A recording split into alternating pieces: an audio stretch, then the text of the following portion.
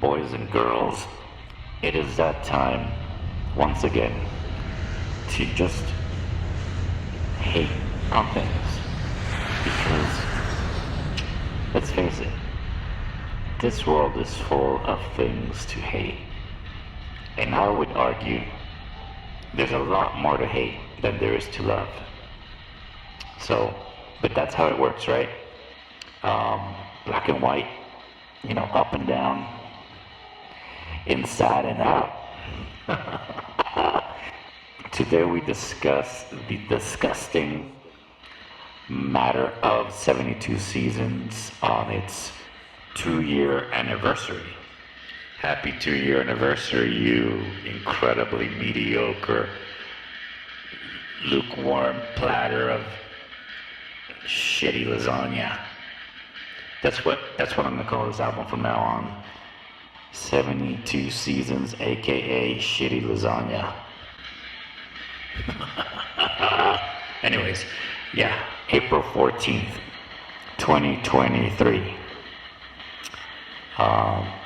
Thanks to the almighty Blackened label, the only label that wants to take a chance with these guys anymore, because it is their label.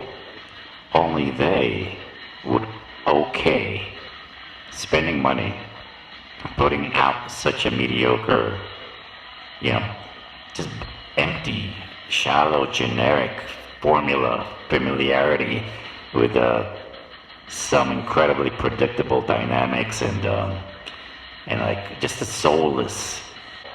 We don't really have much to prove, and we don't want to learn new things, and we don't want to evolve because we've been getting chastised for doing that last time, like 30 years ago, 35 years ago. So we're just gonna stick to what we do on a regular day, because we have the reputation of being a thrash metal band from the 80s, and this is our career now. So we're just gonna go through the motions of pretending that we have something to prove, some fire, some rage still to deal with, even though we paid millions to schlock psychiatrists and make a mockery of ourselves in order to get over our emotional limitations and our inability to get along, and I don't know, not enjoy things as much as they used to, when they used to be more creative and had more, just, I guess, talent to write really epic songs. Now it's all just digressed into basic, subconscious, effortless, just jam-alongs, which, it's fine. It's fun. I do that. It's fun to do that.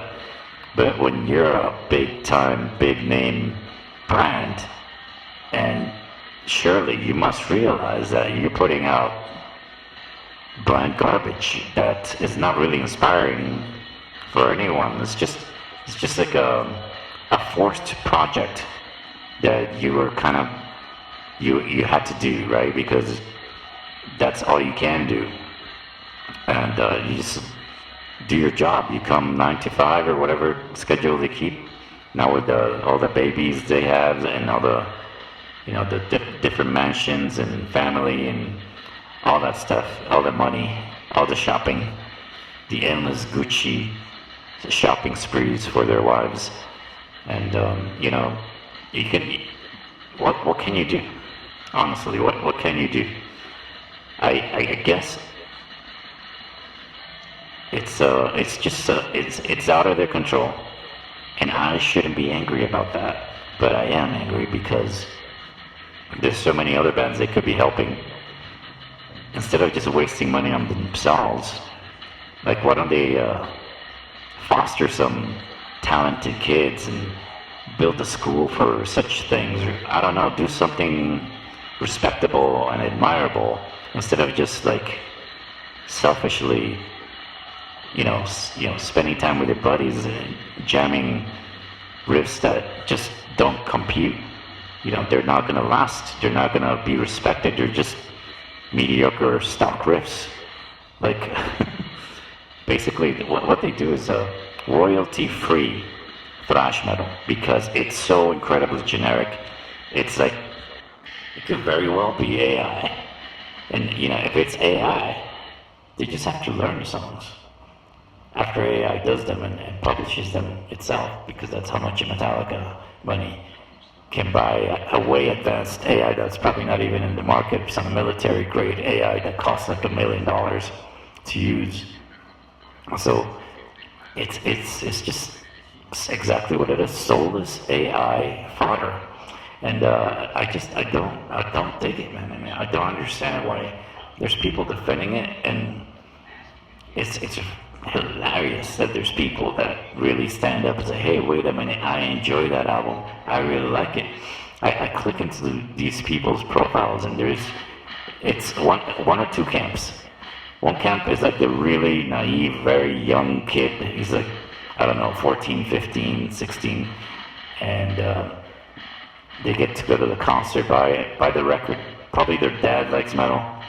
So he was like, oh, let's go to the record store, I'll buy you a vinyl. And he's like, oh, I want the new Metallica. And then that's like, okay. And that's the kind of kid that would defend it, because they're not really that well versed musically yet. Their ears are wet behind themselves. And they have a lot of exploring, researching, analyzing, probably composing themselves so they understand how processes work. And then finally they can get to a point where they say, hey, I'm nostalgic for 72 seasons, but it's fucking boring. I mean, I'd rather put on Ride the Lightning any day, or Garage Days Revisited, or Kill 'Em All, what have you. Because this is just, I mean, it could be a lot more embarrassing, but it's just so generic. It's like a vanilla, like even the album artwork, it's like a vanilla yellow, nothing like it's stupid yellow and black attack from like Striper. Probably is like, what the fuck, yo? That's Striper colors. Jesus is gonna get ya. Okay, so 72 Seasons has sold approximately 373,000 units. So that means CDs, albums. I don't know the equation of the Spotify streamings, but who cares? I don't. But it's good to know these things, so if you're gonna hate on something, at least be knowledgeable with your hatred. Don't be just you suck, period. Or they're fucking lazy ass billionaires wasting everyone's time, all because they're legends. That's why they have our attention, our focus, and their betrayal as well is what keeps the fire burning to hate on Metallica for what they did with Bob Rock. It's utterly disgusting, and it was like basically the downfall of metal when that happened.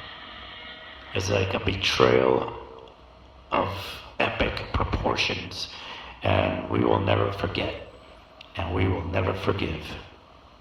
Amen.